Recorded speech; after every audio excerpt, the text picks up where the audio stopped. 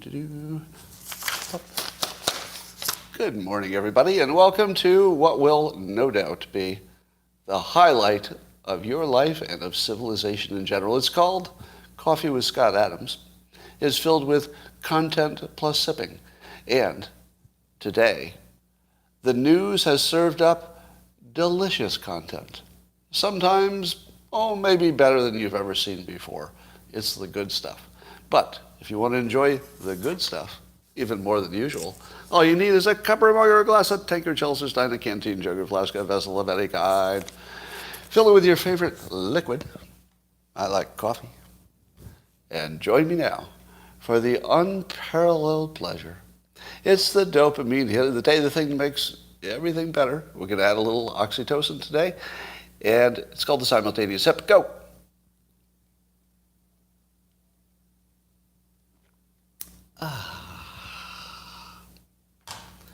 Well, I've been prompted by a comment over there on YouTube to remind you that sunshine is the best disinfectant. Sunshine is the best disinfectant. Or, as CNN likes to say it, don't drink bleach, you idiot. That's their interpretation. Speaking of fake news from CNN, apparently everybody who is smart is predicting that the U.S. power grid is going to have some serious trouble this summer.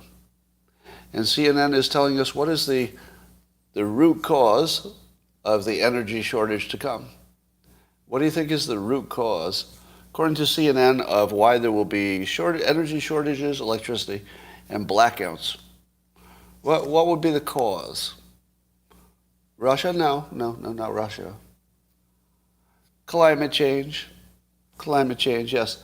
There will be the severe droughts because the temperatures will be higher and there will be ongoing droughts. I'm assuming the drought part has to do with how much water can be released from hydroelectric dams, presumably. So yes, the problem is not that we've underinvested. The problem is not that we're closing perfectly good nuclear power plants too early. The problem is not that every single rule that has changed in, let's say, California, as a highly impacted state, goes against the interests of the people in terms of keeping the lights on. No, it's climate change. CNN has the balls, and we're going to be talking about genitalia a lot today, by the way.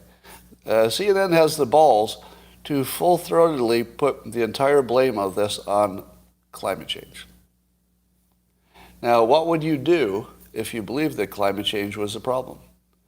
You would probably reduce the amount of fossil fuels that you're using as quickly as you could. Thank you, Greta Thunberg. And would that make the problem better because you're working hard at solving the climate change? Would it? Would that make the price of energy go down and the availability be greater? No, it wouldn't. Hello, Adam.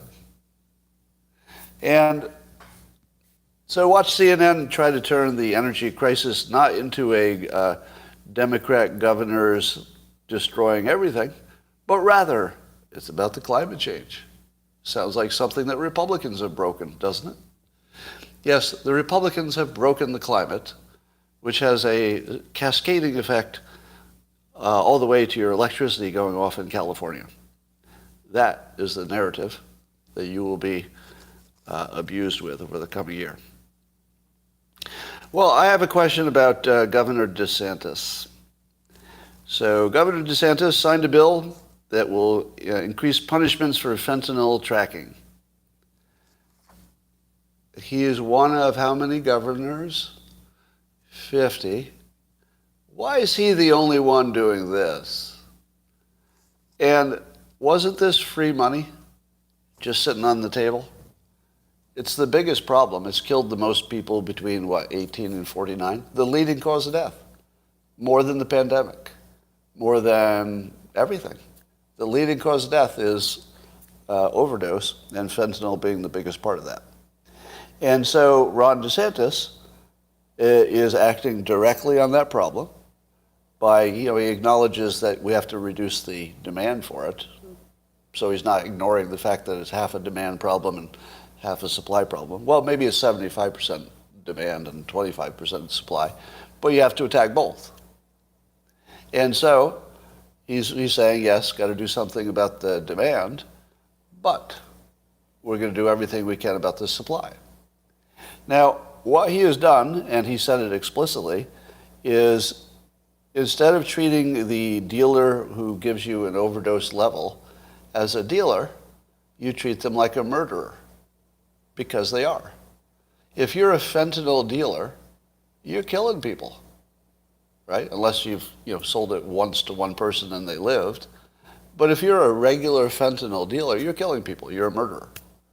And so DeSantis, the only governor who's figured out that that's murder, changes the laws to increase the penalties, consistent with the fact that it's fucking murder, right? It's murder. So here's my question. Am I the only one who thinks that every time Ron DeSantis does anything, he makes all the other politicians look like chimpanzees? Is it just my imagination? Or does he just one time after another hit the right note at the right time? It's like he's composing this symphony where every note is right, and he's competing against people who aren't trying. He makes the other leaders look like they're not trying. And I don't mean that in hyperbolic terms. Actually, literally, with no exaggeration whatsoever. No, you take the politics out of it. And by the way, do I agree with everything that Ron DeSantis wants to do? Nope. I want to be very clear. I'm not a fan of his specific policies in every case, right? Some I like, some I don't. So I'm picking and choosing. I'm not like Team DeSantis, give me your policies, right? Same with Trump. There was a lot that Trump did that I liked, which I said loudly and often, but there were a whole bunch of things he did that I don't think were, first rate. So I'm going to say the same thing about DeSantis, right? Some stuff didn't like, and I've said. But overall, if you were just to evaluate him on a skills basis, forget about policy, because that's more has to do with your political leaning, but just skill. I'm going to say that there's nobody in his class anymore. He's basically operating completely alone. There's nobody in his class. The next best governor would have to be compared to other people. That's how bad it is. The second best governor, whoever you think that is, shouldn't even be compared to him because they're not in the same weight class. It's like Conor McGregor, great fighter, right?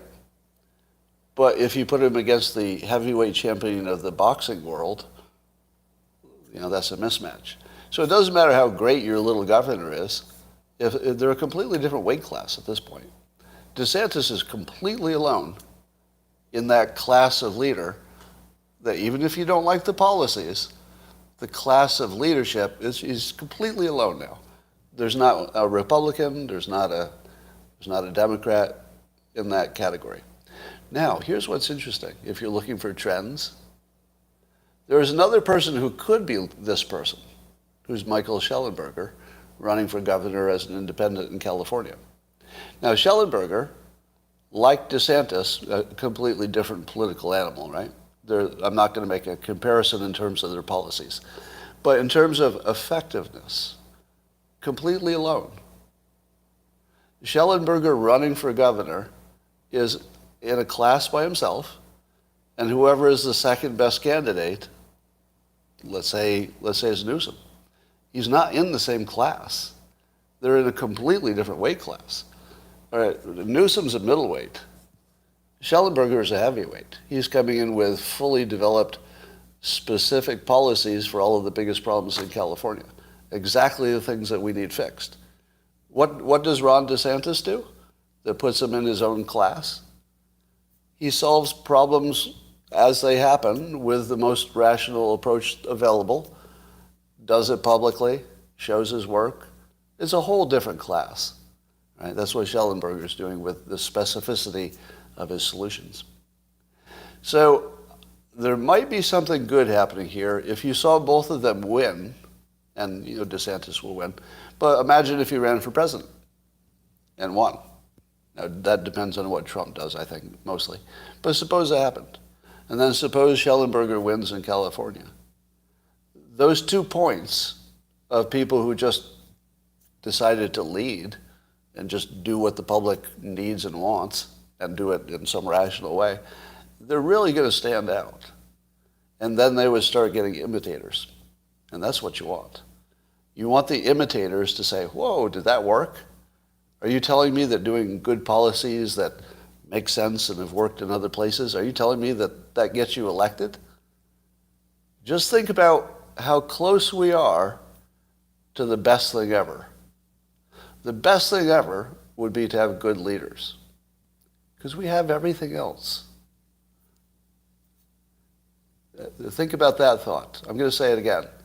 The best thing that could happen in the United States is that we would figure out how to elect good leaders. And we're almost there. If both of those candidates succeed, let's say to the next level, let's say hypothetically DeSantis becomes president, hypothetically Schellenberger becomes governor of California, they would have proved that being a good leader who has good ideas gets you elected. At the moment, that is not the case. Am I right? At the moment, getting elected means being the most outrageous, the most provocative, saying the craziest things, and getting your base all worked up. And the reason that that's been the way is that nobody could figure out a better way. The best they could come up with is exciting their own base. And then we decided that was all you could do. How many times have you heard talk of Trump and say, okay, he's not going to get any Democrats, but he's going to excite the base so much that that's good enough to get him elected? It didn't work this last time, for who knows why. But what if that logic has been killing the country? Because it has been. Don't you think that the political consultants have been telling our leaders, no, don't say smart things. Nobody likes that. Say whatever just gets the most attention, and it's like red beef for the base.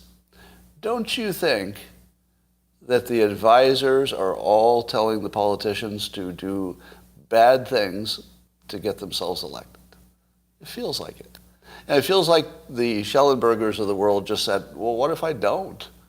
Like, what if I don't do the stupid thing to excite some base to get elected? What if I run as an independent, write 2 best-selling books about exactly what to do about our biggest problems? How about that? How about that? All right. You voters, Californians in particular, and then perhaps later if there's a DeSantis to vote for a national office, you get to decide if the country will be run by people who have ideas that may not always be the right idea, but you can try them, see what happens, right, and adjust. But do you want a country run by leaders who have ideas that sound pretty good, or people who want to excite the base? And you get a choice. You get a choice. Now, I don't know if anybody can see past their party affiliation to decide how to get to the golden age, but let me say it again. We have everything except leaders in charge like a Michael Schellenberger, and for president, somebody like a DeSantis. We have everything but that. Imagine if we got that too. Seriously. Imagine if we got the last part. Leaders who actually knew how to, implement things that are common sense definitely will work, right? Yeah, it's all we need, and it's close. If both of those elections were won by the most competent leader, we would have developed basically it would be like running the 4-minute mile. Before anybody ran a 4-minute mile, it looked like it couldn't be done. But as soon as the first person did it, lots of people could do it because the psychological barrier fell. Actually, I think that's a fake story. I think just the training improved. That whole thing about the 4-minute mile psychological barrier, I don't believe anything about that.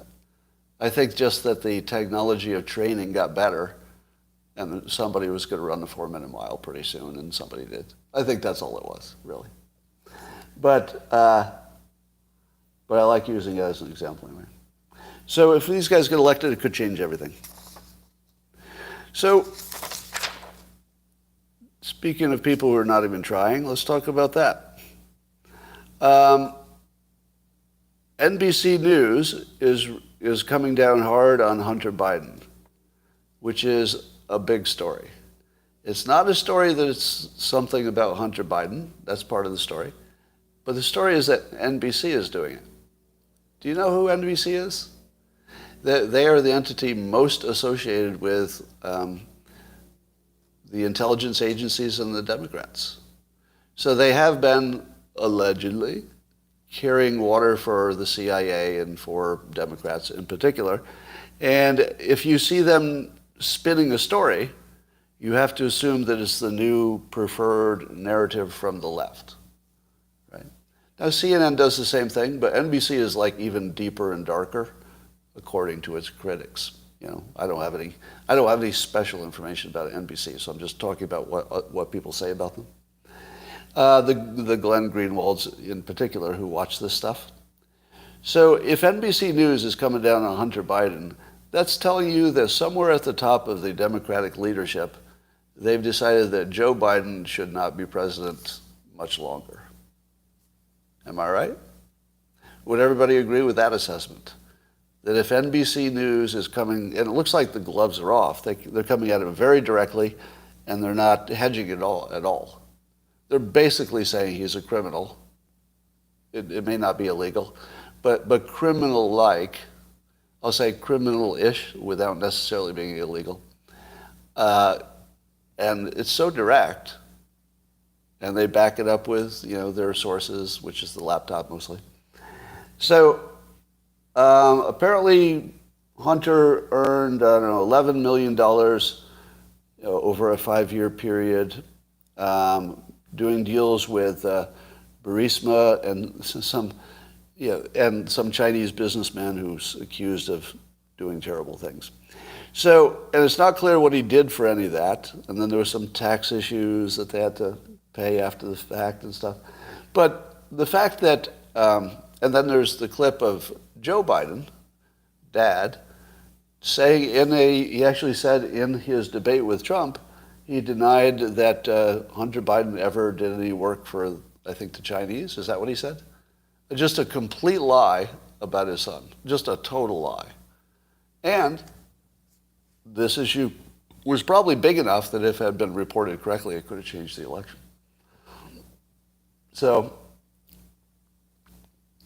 and then GOP congressional sources say that if Republicans take back the House this fall, they'll demand more documents and probe whether any of Biden's income went to his father, President Joe Biden.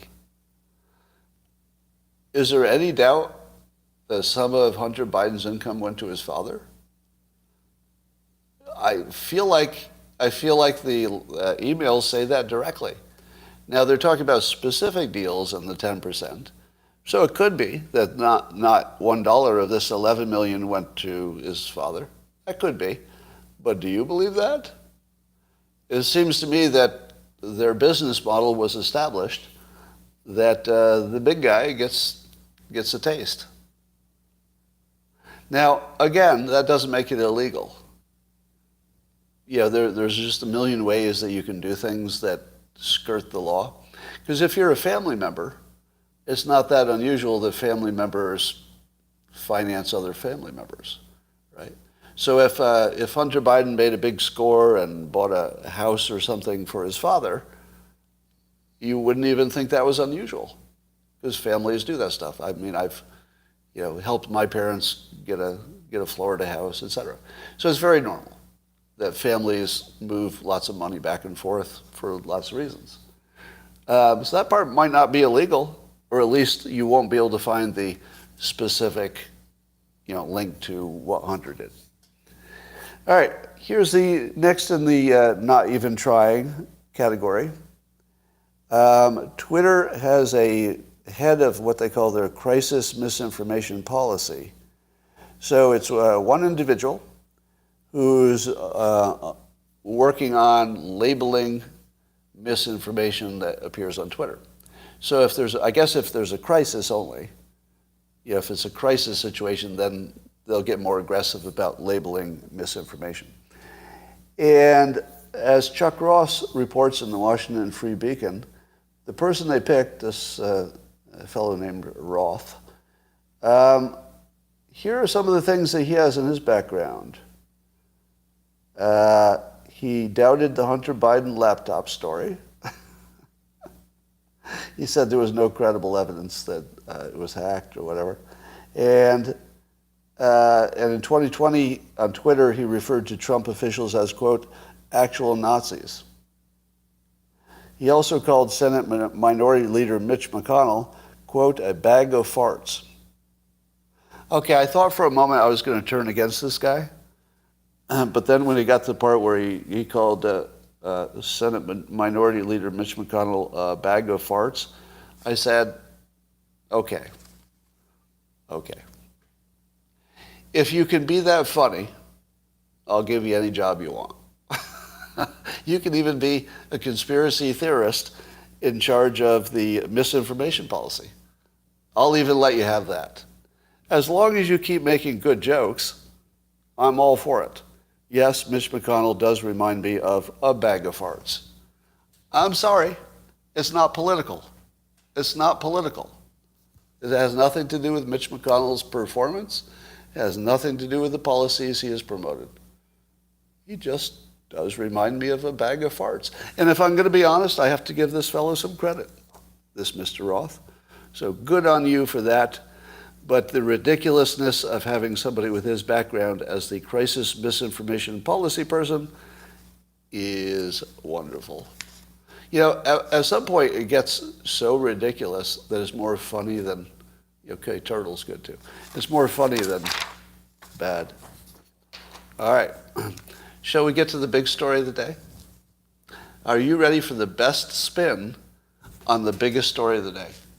I'm going to talk about the Elon Musk accusations, and it will be the best thing you heard all day. Other people will talk about this, but nobody will do it as well as I'm about to do it. Have I oversold it? Well, let's see. Let's see if I can make good on that claim. So the claim is there's a flight attendant for the private jets that Elon rides in, his own company, SpaceX. And apparently one of the flight attendants learned to become a masseuse so that Elon could get a massage while he's flying. Now, you always hear about how hard he's working, but you don't hear about the fact that when he travels, he's being massaged in his private plane. When I travel, I'm doing okay. I'm still sitting in a little seat and I'm uncomfortable. So when I work and I go on a business trip, I'm working. It hurts. I'm in pain. I'm crunched up. I'm not eating right. I'm not sleeping right. I'm in pain.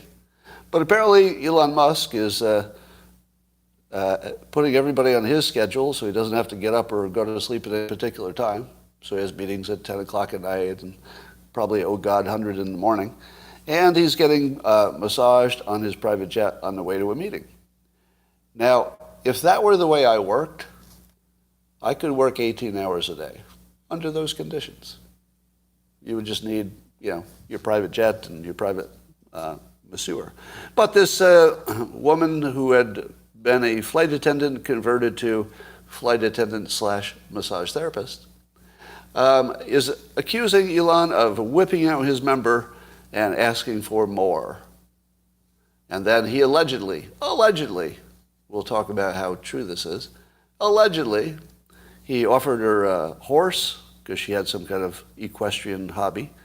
And eventually there was a $250,000 payoff by the company to make her story go away. Now, as others have pointed out, $250,000 is sort of like, is nothing like an admission of guilt. It's more like just making something go away at that level. It doesn't really say anything about guilt. Elon Musk has completely denied the story. Completely denied it. But here's the fun part. More than one.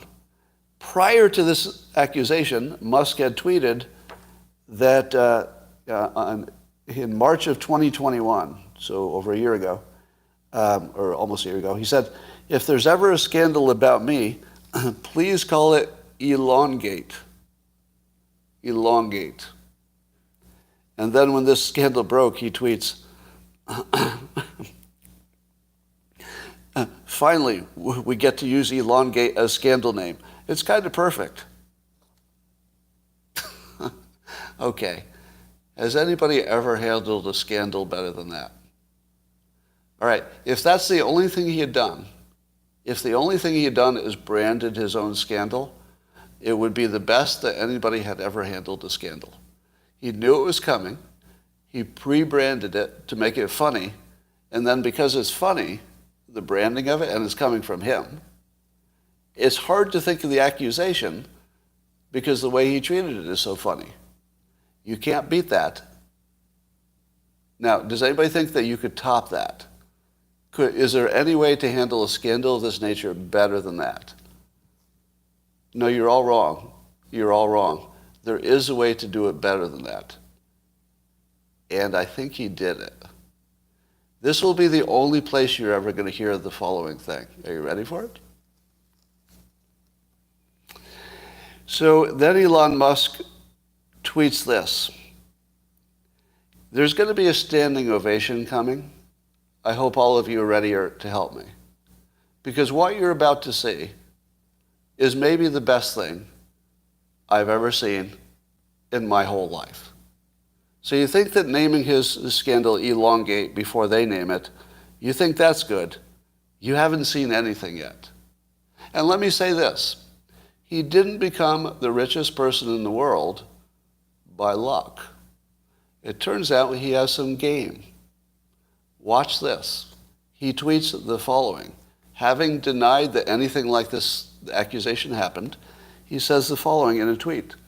But I have a challenge to this liar who claims their friend saw me, quote, exposed. Describe one thing, anything at all, scars, tattoos, ... that isn't known by the public. She won't be able to do so because it never happened.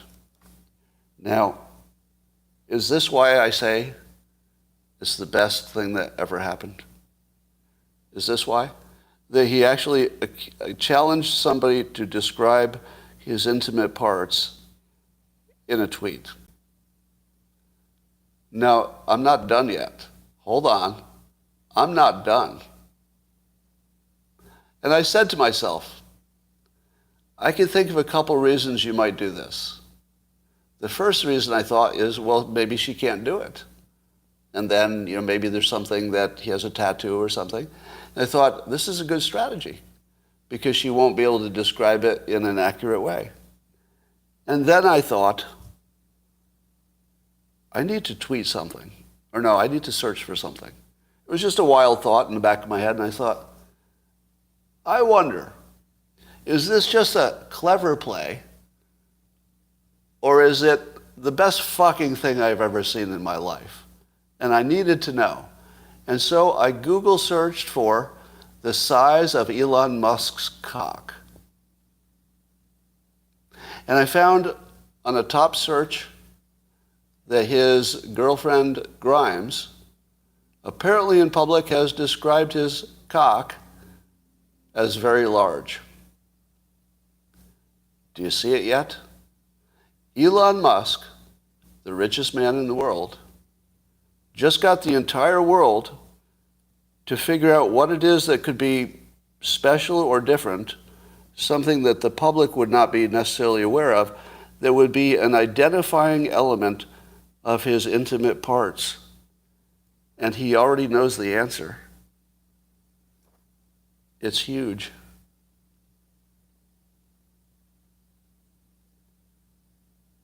He actually did this. Can we take a moment? Would you join me in a standing ovation? Would you? Please, please.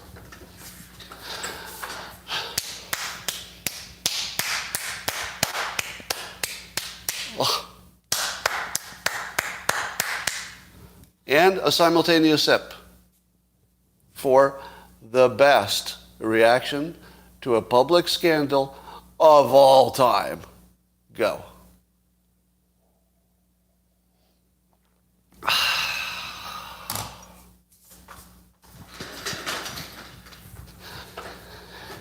Now, when Elon Musk challenged her to describe his intimate parts, I tweeted, I wonder if this contest is open to the public, because I have some ideas. I mean, I don't have a firsthand knowledge, but I'm just going to go with a guess. And my guess was this. I think that that when Musk is in what we'll call the elongate phase of his excitation, that he's somewhere between a Falcon 9 and a Falcon XX design. Now, if you've seen his rockets, there are charts of all the different rockets, the past and future, and they're all slightly different shapes. They're all, of course, phallic shaped. But if I had to guess, probably somewhere between the Falcon 9 and the Falcon Heavy, something like that. That's just a guess. I stress that I'm not speaking from experience. All right. Speaking of people who have had sex with Elon Musk, the Amber Turd trial continues, and apparently Amber Turd is in trouble with Australian immigration because, in an unrelated case to the stuff she's in the news for, apparently she tried to smuggle her dogs into Australia during the pandemic, and she lied on a form that she didn't have anything to declare. Now, let me tell you something about people who have been diagnosed with the psychiatric or personality disorder that Amber Turd has been diagnosed with. So that, I think it's that category B or 2 or whatever it is, where you've got the borderline personality, and it's sort of like a vulnerable narcissist, and it's sort of like hysterical something. So like 3 different names, but they're all in that same area. If you're in that category, you don't just lie about your boyfriend or your husband. You lie about everything, all the time. The people in that category just lie about everything. They just can't turn it off. It's just lying all the time.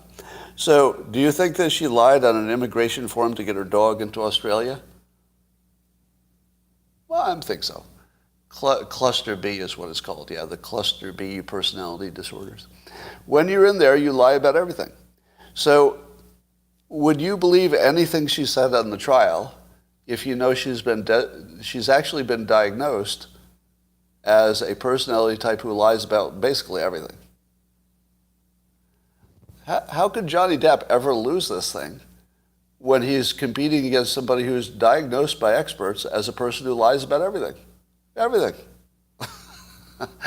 Who knows? The jury could do anything, but it should be an easy case. All right, Rasmussen has a poll. If a generic Republican ran against a generic Democrat in the midterms, who'd win? And the gap is widened. So it's gone from an 8% gap to 9%. 48% would vote for the GOP generic candidate, over 39% for the Dems. But that is misleading, isn't it? It's misleading because everybody thinks that their incumbent is the good one. People can say, yeah, generally speaking, that I might vote for Republican. But when it comes to the actual vote for their actual state, they're going to say, oh, well, mine is good. I think other people should get different different politicians, but mine's good. I'll keep mine.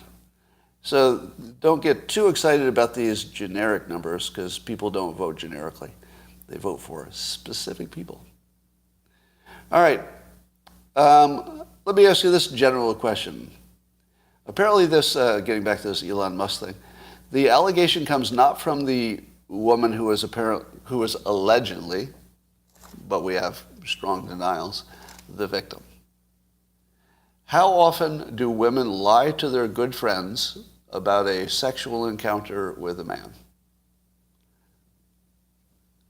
How often do good friends, women, lie about, even to their good friend, about exactly what a situation was with a man?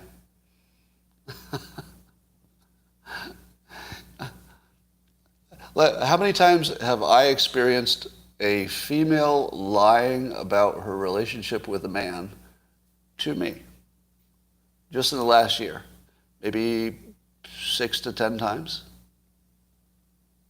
Yeah, probably 6 to 10 times, just me personally, in a variety of contexts, right? Different people have told me, blah, blah, blah, this was my relationship, only to later say, well, I left something out. And it completely reverses the story, right? All the time. The women, I don't think women understand, maybe they do, I don't know, how often their best friends lie to them about their sexual activities. It's pretty common. And people kind of shade the story, the way that makes them look good to their friend. Yeah, it's probably closer to universally lying than more often true than not. Now let me put it this way. Suppose you heard that there was a story about just an ordinary person, and they were being accused by another ordinary person of some kind of sex impropriety. What would be your first thought? One unknown is accusing another unknown of a sexual crime. You'd probably think it's true. Not necessarily. But you'd probably say, that's 75% probably true. Because it's the person who is involved. And, people don't make up accusations all the time. So you'd say, well, probably true. Maybe not, but probably true. But what happens if you have a billionaire and the accusation comes not from the person who is directly involved? So it's a billionaire male, and the accusation is coming from the friend of the alleged victim. What is the level of credibility you would put on that situation? Let me give you some context. How many times do I, Scott Adams, how many times have I been accused of sex crimes from people I've never met? Quite a few times. It happens all the time. If you're a public figure getting falsely accused of sex crimes by people you literally haven't met is a routine situation. Routine, right? So if you give me a single billionaire and the accusation comes not from the alleged victim but from the friend of the victim, who heard only lies, because sort of that's the way it works, that's the lowest credibility you could ever put on an accusation. Yeah, and the timing of the accusations is right when you expect it to happen. So right on schedule, wouldn't you say? And we've got a new endorsement for, speaking of Michael Schellenberger, running for governor in California, Steven Pinker just fully endorsed him. There's a pattern. The Californians who are endorsing Schellenberger are the smart ones, like the ones that everybody agrees is smart. Right? Steven Pinker, you could disagree with him or you could agree with him, but nobody's going to argue that he's not smart, like he's extra smart. So if you look at the people who are endorsing Schellenberger, they're not the normal people. They are the dads of California, if I could put it that way. They are the smart ones. And that's not a coincidence. Because the smart ones are saying, wait a minute, you could actually solve these problems. As soon as you step out of the political frame, we have all kinds of solutions.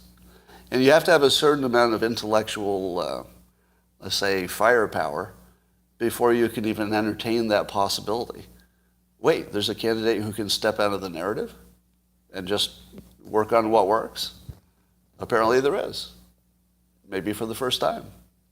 So watching who is endorsing him is really interesting, because these are just not the normal people. These are the people who can see the solution, they can smell it, and they think he's onto it, as I do.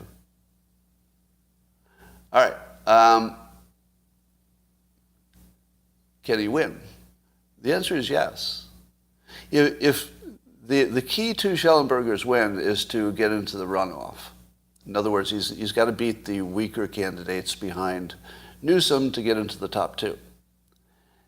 If he gets in the top two, then I think it's time, then we're going to see them side by side on a debate stage.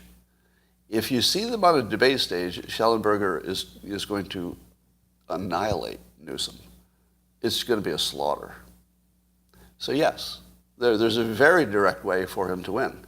He has to get in the top two, very doable, and then he has to debate, very doable, and then he has to win, almost guaranteed. I mean, we're talking about, yeah, by the way, Newsom's good. Newsom's a good debater. He didn't get where he is by luck, right? He's very talented. So he hasn't been a good leader for California, but as a politician, one of the best, if you're just looking at the political skill, not the get stuff done skill. But if you put him on a stage with somebody like Schellenberger who actually has the receipts, it's just going to be a bloodbath. So yeah, he absolutely has a path. But he has to get past the first hurdle of getting into the top two.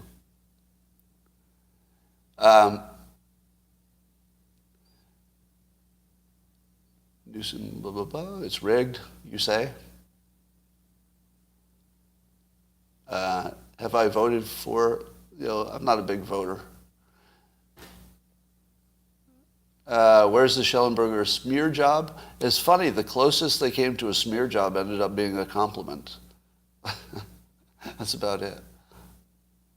I assume everybody's got some stuff they're going to have to explain, but I haven't seen it yet.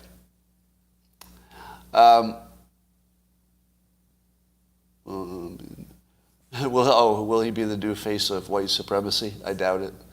Because that's the other thing that Schellenberger has going for him. He doesn't have some history of talking about woke stuff one way or the other.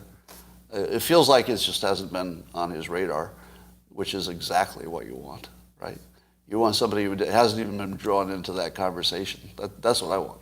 I want somebody who didn't even know it happened. That would be going too far. But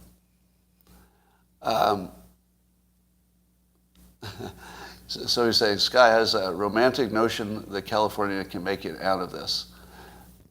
I do, because I think the law of slow-moving disasters has been very consistent. And while California is heading directly in the wrong direction, we do have enough time. We do have enough time to fix it. It's sudden shocks I worry about. I worry about pandemics, things you didn't see coming, or at least, not everybody saw coming. Monkeypox is starting to rise, and it feels like there's no way to stop this monkeypox thing. Because independent of the science, I just feel like the news is going to make it the next big thing, and then it will just become the next big thing. Does the Adams Law account for irrational California voters? Yes. It accounts for everything. In the long run, we, meaning humans, are really, really good at solving big problems in the long run. And no matter the politics, no matter anything, in the long run, we have solved every problem that would have wiped out civilization. We've solved them all. All right. And I believe I've done everything I need to do. Would you agree that this is the best show you've ever seen and that nobody will treat the Elon Gate scandal as well as I did? Can we all agree on that? Yes, it's the best ever. Okay. And now, they hid his tweets from last night. Really? So there's an accusation here that some of Elon's tweets were hidden by Twitter. I don't know about that. But tomorrow, maybe even better. Who knows? I mean, you didn't think that today would be so good, did you? Nobody knew how good it would be today. But tomorrow could be even better. You never know. All right. That's it for now. I'll talk to you later, YouTubers.